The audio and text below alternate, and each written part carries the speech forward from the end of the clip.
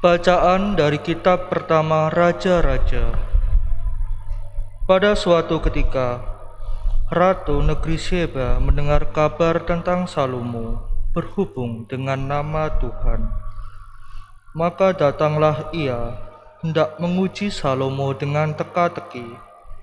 Ia datang ke Yerusalem dengan pasukan pengiring yang sangat besar, dengan unta-unta yang membawa rempah-rempah, sangat banyak emas dan batu permata yang mahal-mahal. Setelah ia sampai kepada Salomo, dikatakannya segala apa yang ada dalam hatinya kepada Salomo. Dan Salomo menjawab segala pertanyaan ratu itu.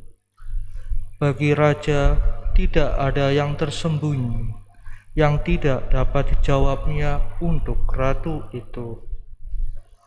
Ketika Ratu negeri Sheba melihat segala hikmat Salomo dan rumah yang telah didirikannya, makanan di mejanya dan cara duduk pegawai-pegawainya, cara pelayan-pelayan melayani dan berpakaian, minumannya, dan kurban bakaran yang biasa dipersembahkannya di rumah Tuhan, maka tercenganglah ratu itu.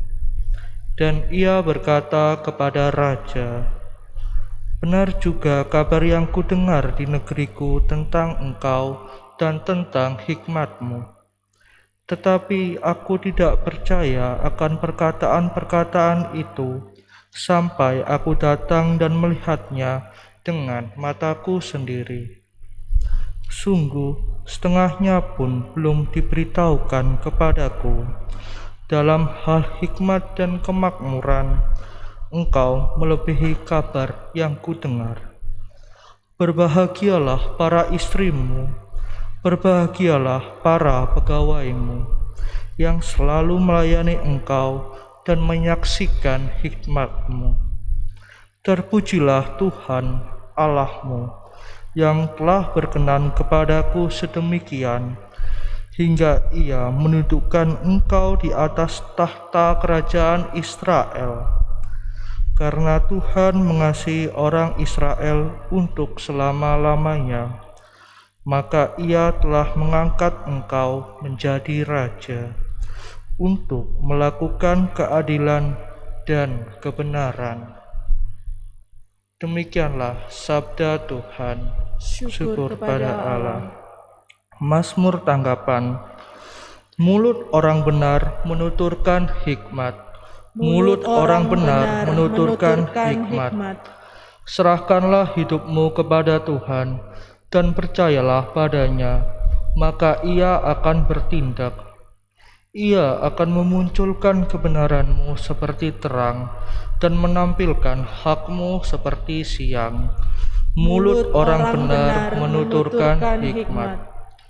Mulut orang benar menuturkan kebijaksanaan, dan lidahnya mengatakan kebenaran.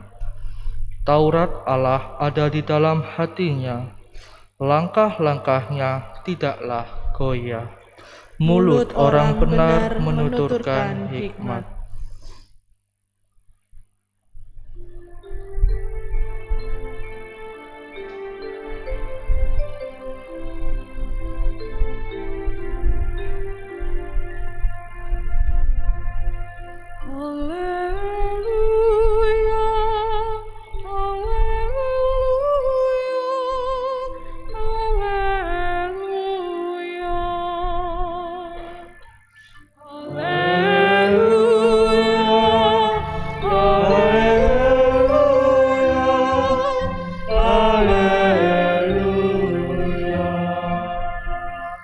Sabdamu ya Tuhan adalah kebenaran. Kuduskanlah kami dalam kebenaran. Haleluya, haleluya, haleluya. Tuhan bersamamu. Tuhan bersama. Inilah Injil suci menurut Markus. dimuliakanlah.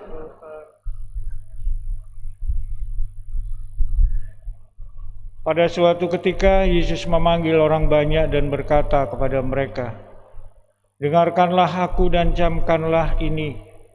Apapun dari luar yang masuk ke dalam seseorang tidak dapat menajiskan dia. Tetapi apa yang keluar dari seseorang, itulah yang menajiskannya. Barang siapa bertelinga untuk mendengar, hendaklah ia mendengar." Sesudah itu Yesus masuk ke sebuah rumah untuk menyingkir dari orang banyak. Maka murid-murid bertanya kepada Yesus tentang arti perumpamaan itu. Yesus menjawab, "Apakah kamu juga tidak dapat memahaminya? Camkanlah, segala sesuatu yang dari luar masuk ke dalam seseorang tidak dapat menajiskan dia, karena tidak masuk ke dalam hati, tetapi ke dalam perutnya, lalu dibuang, dijamban." Dengan demikian Yesus menyatakan semua makanan halal. Yesus berkata lagi, "Apa yang keluar dari seseorang, itulah yang menajiskannya. Sebab dari dalam hati orang timbul segala pikiran jahat, persinahan, keserakahan, kejahatan, kelicikan, hawa nafsu, iri hati, hujat, kesombongan, kebebalan. Semua hal-hal jahat ini timbul dari dalam dan menajiskan orang." Demikianlah sabda Tuhan. Terpujilah Kristus.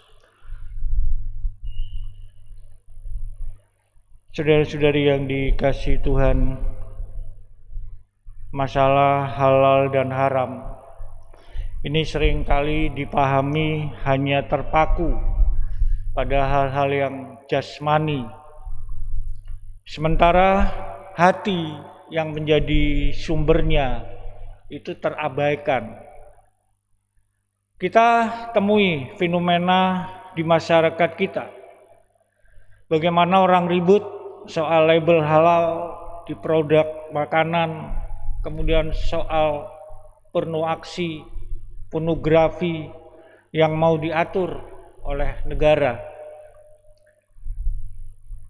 Sayangnya, kekuatan iman dan batin pribadi manusia yang merupakan benteng setiap manusia itu tidak diperhatikan. Bukankah tidak konsisten kalau kita ingin memperbaiki moral hanya menyoroti soal haram dan halal dengan mengharamkan sesuatu tetapi menghalalkan yang lain yang sama merusak, yang sama jahatnya? Saudara-saudari yang dikasihi Tuhan, akan rapuh pribadi manusia kalau hanya membangun benteng fisik, sedangkan iman dan mentalitasnya terpuruk. Sekokoh dan seketat apapun kita membangun benteng pertahanan untuk menjaga iman dan moral, kalau yang dibangun itu hanya benteng fisik, maka akan goyah. Sebab dari dalam hati orang timbul segala pikiran yang jahat, yaitu percabulan, pencurian, pembunuhan, keserakahan, persinahan, kelicikan, iri hati, hawa nafsu, dan kesombongan.